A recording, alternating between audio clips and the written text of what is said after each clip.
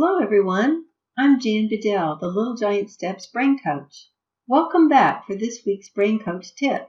It's really wonderful to have this vehicle where I can share with you the revelations God has given me about how to make the brain work better.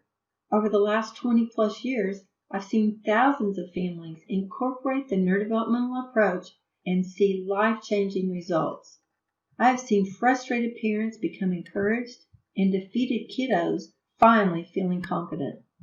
My goal is to equip you with some brain-changing tips and techniques as well as resources that can enhance your child's functional abilities. The grief of having a child that struggles and not knowing how to help her is very familiar to me. Would you be willing to share the link to this podcast with your network? Someone in the area of your influence may be crying out for some help. You just never know when you might be the link God wants to use so another family can get the help they're praying for. Now let's delve into the subject of when sounds are a problem for your child. Before we get into the meat of this subject, I have the privilege of introducing Ruth Young, who is joining me again today. Welcome, Ruth. Hi, Jan. Ruth is a mother of 5 grown children and has 1 granddaughter. She's been a pastor's wife for a very long time and has been a neurodevelopmentalist for over 10 years. So we welcome your expertise here today and some examples that you have of your clients. Thank you for having me. If I could title this where a lot of people could relate to it, I would say, stop overreacting. It's not that loud. Have you ever thought about saying that?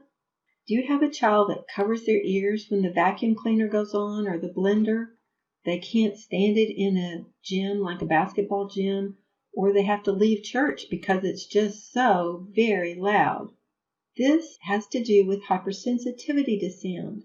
What this is an overload to your sensory system that causes many negative symptoms. It's something that the child cannot control. It's like sensory system is giving the impression of pain. And you know how everybody reacts to pain. They're repulsed by it. They're guarded against it, that kind of thing. The child might have really inappropriate reactions because of this pain that they're experiencing from hypersensitivity. They might have fears that are just not typical, or phobias of things because they are associated with noise. You know, sometimes the kids go into the bathroom and if it's a public bathroom, they're afraid of that automatic flush because this noise just drives them crazy. So you wouldn't think that that would be a fear. Because of the pain they're experiencing, it is a fear for them that something painful is going to happen to them.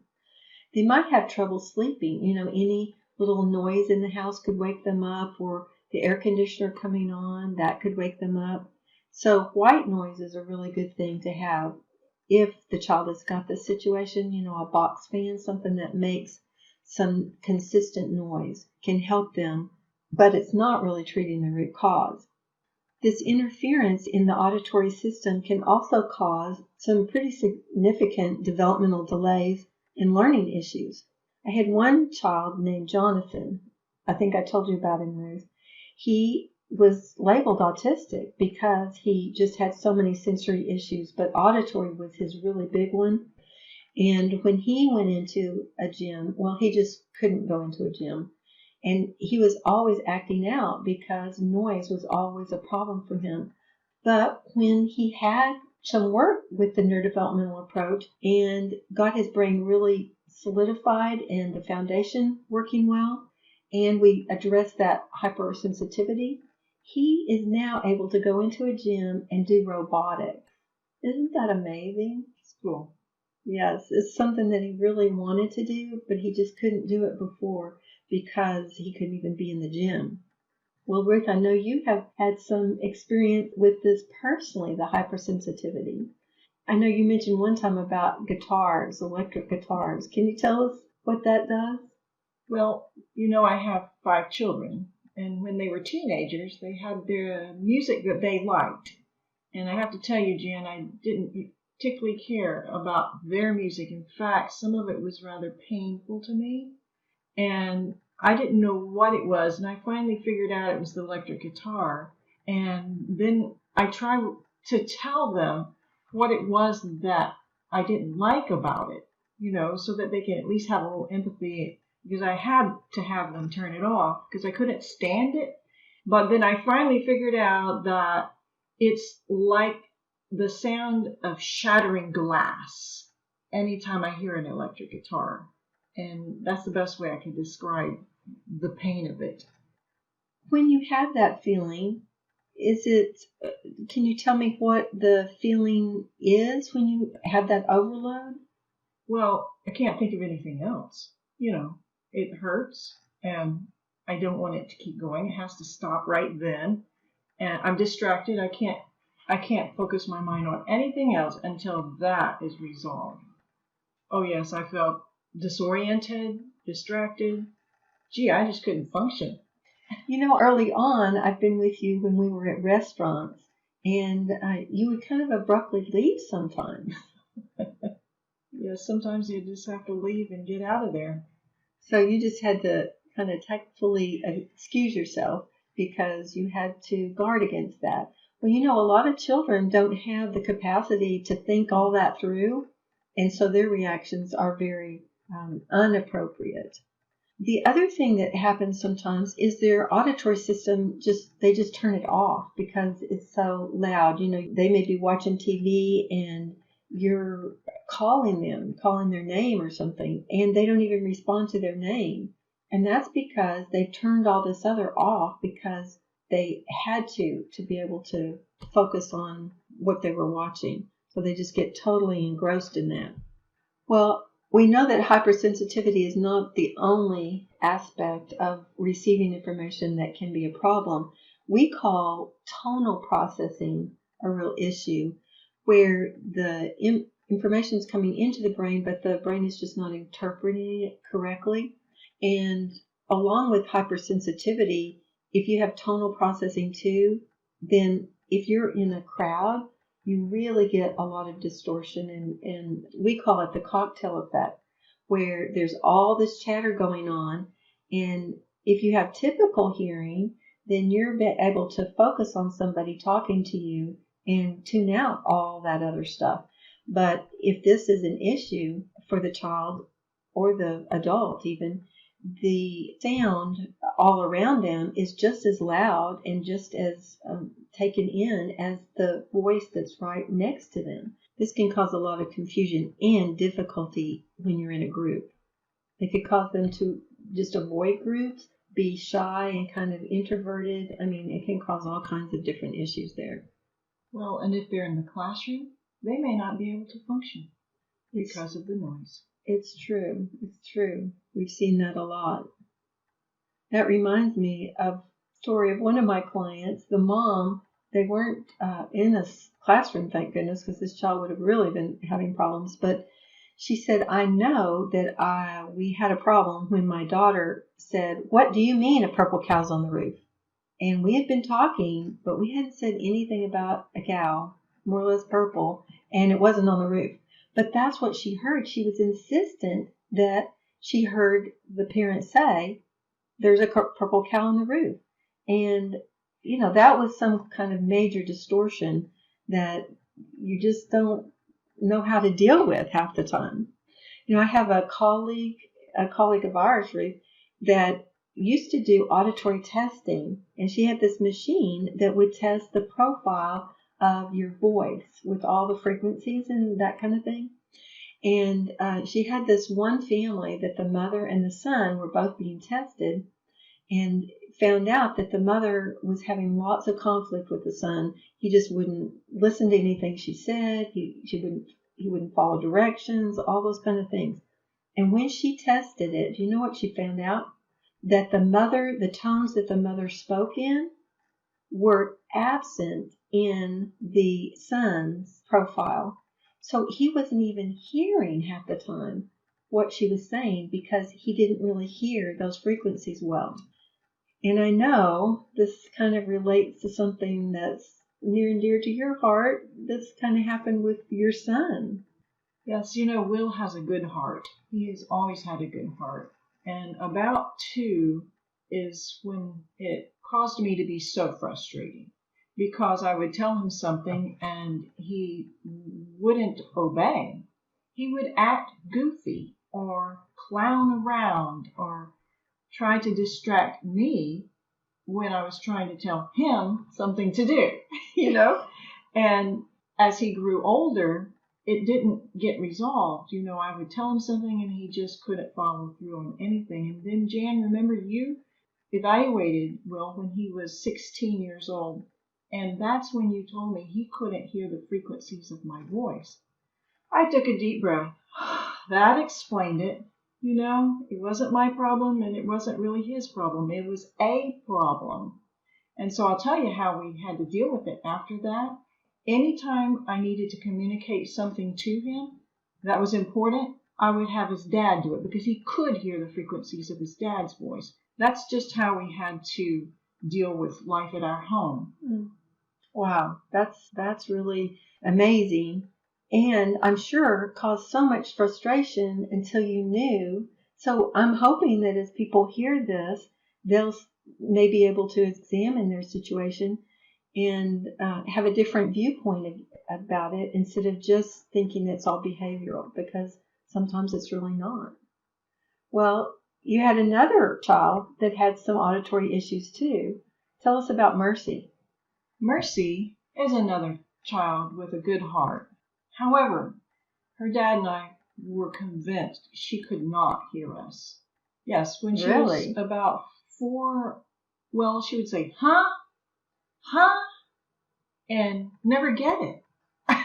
And so we got permission or a recommendation to go have the audiologist test her at age 5. I remember this. We went in there. We were totally convinced she couldn't hear a thing we said. And then she came out and the report was there was absolutely nothing wrong with her hearing. I could not figure that out. Wow. So we've done some work with Mercy as well, got her brain organized and worked on her sound issues that she's having, and she's doing much better now as an adult. Yes, she's doing so well. You just forget those struggles that are behind you. That's so great. But one thing that we've realized as we've worked with people over the years, we've seen people do all kinds of sound therapies, and there's a lot of them out there. And what we've seen is a lot of times they go through these expensive sound therapies and they get a bump of improvement and they seem to be doing better, and then it just kind of fades away. It doesn't hold. And we found that if the foundation is not good, if the brain is really not organized and that good foundation is not built, then oftentimes that sound therapy doesn't hold. So we want to encourage everybody to go to littlegiantsteps.com, that's our sponsor, and look under our services and see the different things that may be an option for you. We've got programs that you can do individually if you're close and want to have an individual evaluation done, or at distance as well. Some individual ones that are done by history forms and that kind of communication, or just packaged ones that we've seen great results with. So we want to encourage everyone to check that out as well. A lot of people don't really realize that the auditory system has such a large universal effect on function, just the overall function of a person. Going back to the tonal processing for a minute, that influences the way they speak too. So what comes in through the auditory system is often taken out through the voice. If you don't get the information, you don't say it right. Some children might say things like pusgety instead of spaghetti, and they might even have poor articulation where they can't say the sounds. It could be not necessarily that their tongue isn't working right. It could be that they're having a distortion coming in that's not allowing them to articulate those sounds. So there's lots of symptoms of this auditory situation. The hypersensitivity to noise we've talked a little bit about and how impactful that is. And then it could cause things like the voice to be high-pitched or even a monotone voice if they're not picking up the right input. It can cause focus issues because any little sound can distract them, or their attention span to be short as well. They could even do things like constantly hum to themselves or make noise all the time because they're trying to drown out what's behind them because it's so distracting to them. They have to do that to just even focus on anything. And of course, that constant humming could be really irritating to moms and other siblings as well. So that can cause conflict in the family. They often, even if they have hypersensitivity, they can speak loudly themselves, and it's kind of strange. Moms go, I don't understand how they can be hypersensitive because they're loud all the time. But again, they're compensating for that and trying to make that noise themselves because they know what's coming, when they make it themselves, and it helps take out that other distraction. So it can be a real challenge for some of the families. Sometimes these distortions, whether it's hypersensitivity or tonal, it can cause them just to miss words altogether. I have some friends that it's really interesting, their relationship. The husband came to me to see if I could help any because he says it's just so frustrating talking to his wife. He says, you just ask her this simple little thing like, can you go to the store and get some milk and eggs? And he says, it takes her forever to answer that simple question.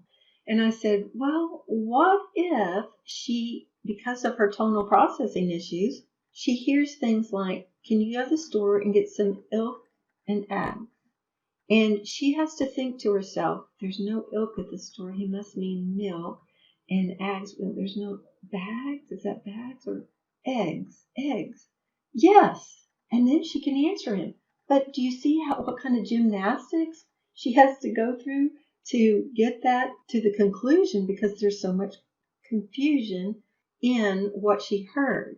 Now, I know that you have an example. One of your clients came to you very frustrated about their daughter. Yes, this particular mom was asking her daughter to do chores. Like, for instance, she was in the laundry room. She told me this. And she simply asked her daughter if she would move the laundry from the washing machine to the dryer. Now, you have to understand, Jan, she has told her daughter that probably for many years, at least once a week. Because she was an older teen, right? Yes. So this was not a hard thing, but the daughter just stared at her. And the mom complained to me that it felt so frustrating for the daughter to just stare at her. She thought it was a behavioral issue, and she was taking an offense. The mom was taking it all quite personally, thinking that the child had something against her or was defying her in some way. And the way she told it to me was very intense, like she was angry about this. And I suggested to her that it had nothing to do with her, but everything to do with her inability to hear the words or the tones in the right order to figure out what she was saying. And she would eventually answer, and she would eventually go ahead and follow through to do what was asked. It just took her some time to figure it all out. So it may have been like that example that I just gave with my friends, where she was having to, like he was speaking a different language almost, and she had to interpret all that before she could answer. That's very interesting because it can cause all kinds of conflicts in the family when the child is not responding and you just don't understand why. But as we've said all along, you have to keep looking for the root cause. Why is the child doing what they're doing? Whether it's being too loud, whether it's not responding like this young lady, whatever it is, you have to find the root cause. So let me give a little example of what you can do to help this situation to begin with, at least. So as we stated, you really need an organized brain, and we've got webinars on that and information on the Little Giant Steps website as well. But one thing you can do at home is stimulate that auditory nerve. Now, the best way we've found to do that, at least starting out before you go search out some expensive sound therapy, is with the best set of headphones that you can find. So you really invest in the headphones that are ear in. So the ear is going to be covered by the whole headphone, like a pilot's earphones where it goes all the way over his ears. And you get the ones with the best ohms and hertz. You look up that and find the best ones that you can afford and buy those and use those for a therapy type time. The best music to use is Mozart, and you work up from about 5 minutes up to 15 minutes twice a day of Mozart. And after you do that for about 4 months, you might add some Gregorian chants and, alternate one time Mozart, one time Gregorian chants. And then you can add some other Baroque music.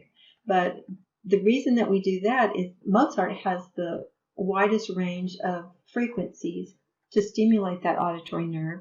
And then the Gregorian chants, they have the voice tones. So that really helps. And we've seen a lot of good benefit from that, right, Ruth, over the years? I think our success rate is about 65%. Yes, and some have to go on to other therapies after that, but this is a really good way to do some work at home to reduce that hypersensitivity that can reduce a lot of issues that the parents are having. We just want to remind you that this auditory distortion may be only part of the issue that the child is dealing with. So we encourage you to get that neurodevelopmental DVD, really look at the whole foundation and see where other issues that the child may be dealing with are from. Is it auditory processing? They can get a free test kit on the website to get information about that. Is it lower level, or is their dominance off? Those kinds of questions are answered by the neurodevelopmental DVD, and then we have some answers for that. Well, Ruth, I really appreciate you being with me today and sharing those examples, because I know it's going to help people understand a little bit more about their situation. Thanks for being here. Thank you. My prayer is that you have more confidence now that you have the power to use the principles of neurodevelopment to make a difference in your child's life. If you stay tuned, you'll receive more of these Brain Coach tips to make life and learning easier. Next week, we'll be exploring the tactile system and how hypersensitivities and distortions in that area can cause poor function. And often it causes conflict in the family as well. And of course, we're going to offer hope and help for changes. For now, it's the Brain Coach signing off and reminding you that neurodevelopment is a dynamic approach to life at any age. So think differently. The solution is not in the problem.